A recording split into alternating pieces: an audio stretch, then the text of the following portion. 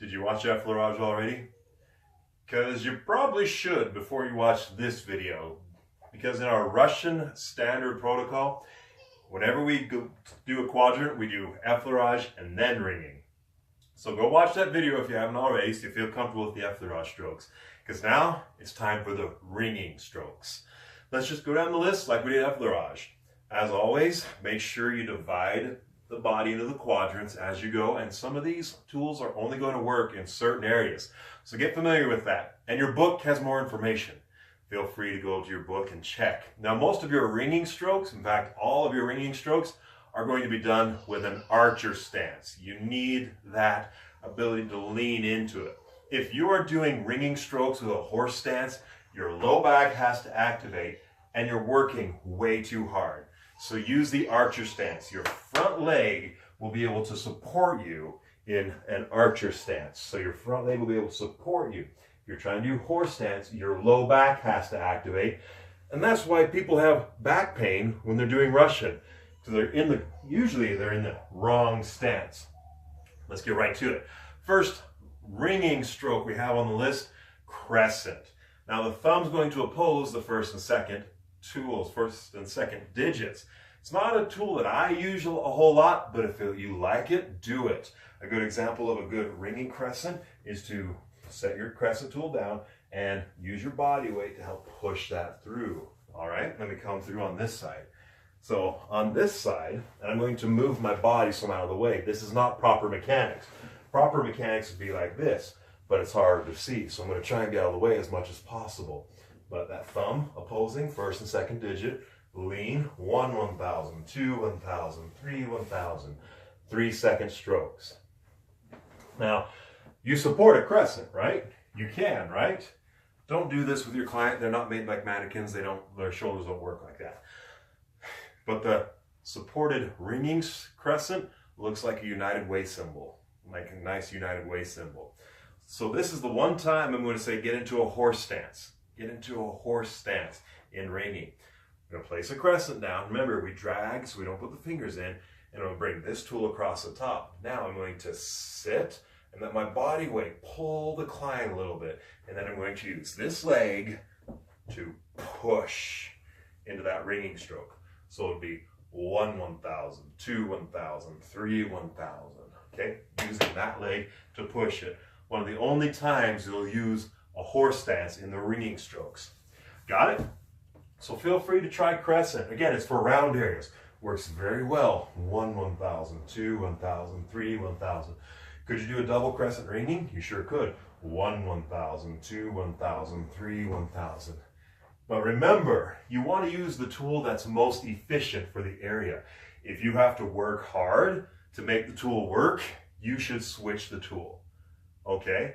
Don't work hard. If you're working hard, you need to change something. Either your body mechanics or use a different, more efficient tool. Large tools, large areas. Small tools, small areas. General basic rule of thumb. Let's move on to the next Wringing stroke. We have ulnar.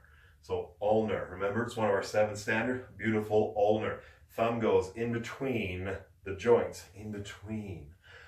Remember, this one, let's say I'm working the upper quadrant. I use my inside hand as my tool hand, and I can't change the way the tool is used. I'm supposed to go along like this with an ulnar, like this. I can't do it. Here, you see the wrist? That's incorrect. So this is a time where I can bring my outside hand, and I'm going to drive 1 1,000, 2 1,000, 3 1,000. Remember, straight up and down is a challenge. Flat is not an ulnar. Nice, about 45-degree shovel angle works very well. Should you support your Wringing strokes? Yes. If you wonder, should I support this? Yes. Should I? Yes. Support? Yes. Do I support? Yes. If you can support it, support it. That will help your career last a long time. So let's do a supported ulnar. Remember, we're just going to take it and point. So let me come in closer to the camera. I've got my ulnar. I'm going to take another ulnar, put it right over the top, and point at where my pressure is applied on the ulnar blade. That's why it's called ulnar. Come around back to this side. Using the outside hand, apply pressure My support hand, 1, 1,000, 2, 1,000, 3, 1,000. Notice the archer stance. It's a fantastic tool for the low back. Fantastic. Make that ulnar, point, support, 1, 1,000, 2, 1,000, 3, 1,000. Notice I'm in the archer stance, pushing. I've cornered the table. 1, 1,000, 2, 1,000, 3, 1,000. Ulnar is a beautiful tool because I can take it all over the place. I can use it anywhere it fits, anywhere it's efficient. Now, one thing that's really cool about the ulnar, let's say we're on the crust. I want to keep the wrist straight. That's a rule. Wrist needs to be straight with any of the tools. So I can start doing an ulnar here, 1, 1,000, 2, 1,000, bring it on top. But do you notice as I move to the outside, what do I have to do? I kind of have to break the tool. So what am I going to do? I'm going to switch. Switch. If it doesn't work, switch. Now my wrist is straight again. See that? So if I was on this leg, I can start doing here. So again, I'm going to keep my body out of the way as much as possible. 1, 1,000, 2, 1,000, 3, 1,000. Same thing, 3 seconds. And then on the inside, see how I switch to keep my wrist straight? Your wrist needs to be straight. If you're doing the lateral side, you're going to be switching your hands to make sure you do keep your wrist straight with any of the tools.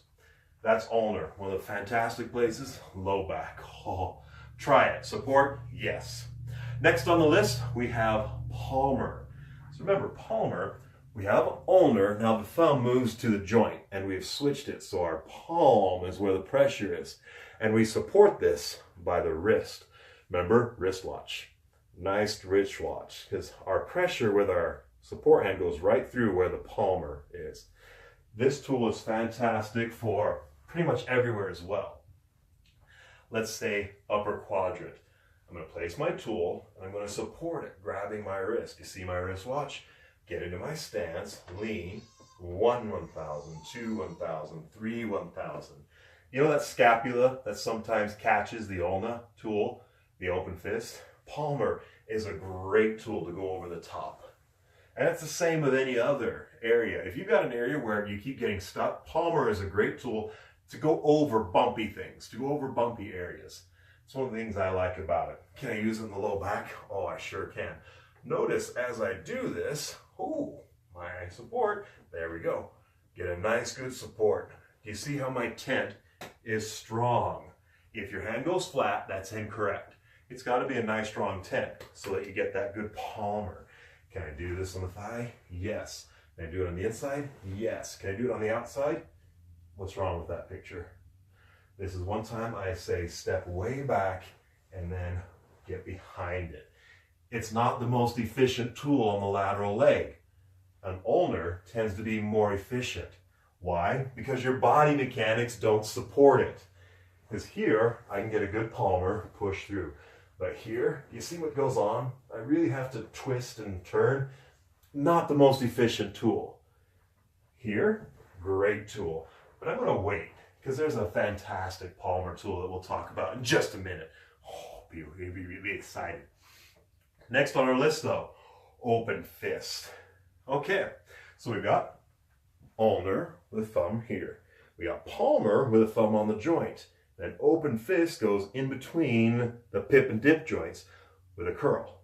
Now remember, a lot of people try and get the super tight fingers against the palm. You don't need to. Just curl, push with a thumb, make a strong tool. If you need to check, push on it. It should stack. If you have a curve here, bad. If you have a curve here, okay. Got it? Curve here, bad. Curve here, okay. Bad curve, good curve. Bad curve, good curve. Makes sense? How do we support it? Because I told you to support everything. Open fist. We're going to cover it up. Thumb with the family and grab the hand. Do you see how that covered the knuckles so that I can be right behind that pressure? That's how we support open fist. I'm going to place my tool. See that? Nice and strong. Get my support. Sit. Everything. My flashlights are lined up. 1, 1,000, 2, 1,000, 3, 1,000. That's how you do an open fist. This tool is beautiful because I can take it pretty much anywhere I need to go. On the arms, on the leg, the crust. This is another nice tool because it works a little bit better on the lateral leg because I can keep that straighter. You see, watch this. Turn, get behind it, and drive that straight. Supporting it, twist my body. So that's a time where you might not support. But I can get the lateral leg a lot easier. See, watch my wrist. Stay straight. And see my strokes, I get way behind it and drive that forward, keeping it stacked. That's how you could use an open fist on the lateral leg. As soon as I go to reach over and support it, what happens? My shoulder wants to come up. I don't get the support I need because I'm twisted. Again, efficiency is key. But open fist, try it everywhere. It's beautiful, beautiful tool. Next on the list, thumb. Remember, thumb. So, ulnar, palmar, open fist. Now, thumb. I'm going to bring it back and we're just using this little area. Just that little area. For very specific work. So if I was going to use this on a client, say I want to do like the medial margin, I would just get in here, right on that area. One thing I forgot to say. Our ringing thumb is literally like 1 1,000, 2 1,000, 3 1,000. Super short, very small areas. So metacarpals, metatarsals might be the best places to use this. She's lacking, so I can't really show it on her. Let me just give you the quick demo.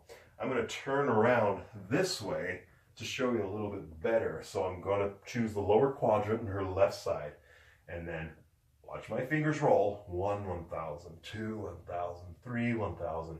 Reset. 1 1,000, 2 1,000, 3 1,000. Other great places to do this. Again, cross body, right at that supraspinatus area. 1 1,000, 2 1,000, 3 1,000. Why? Because you're lined up perfectly. It's set up to do a perfect stroke with that. Now, I tell you to support.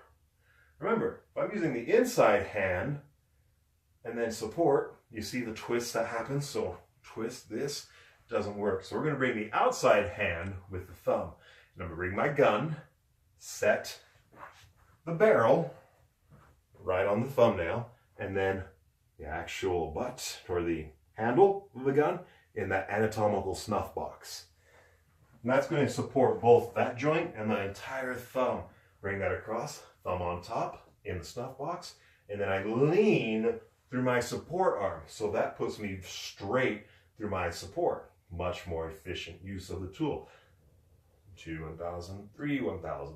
That's why we switch. 1 1,000, 2 1,000, 3 1,000. And use the outside hand for supported thumb because it puts our support straight through. Stronger support straight through. You can use this anywhere. Trigger points, great little tool to work with it. Metacarpals, metatarsals, try it. Small little areas that you can't get with those bigger tools. But remember, make it efficient. If you don't have time to focus on the specific, you need to get the area. Because Russian works in areas, not just specifics.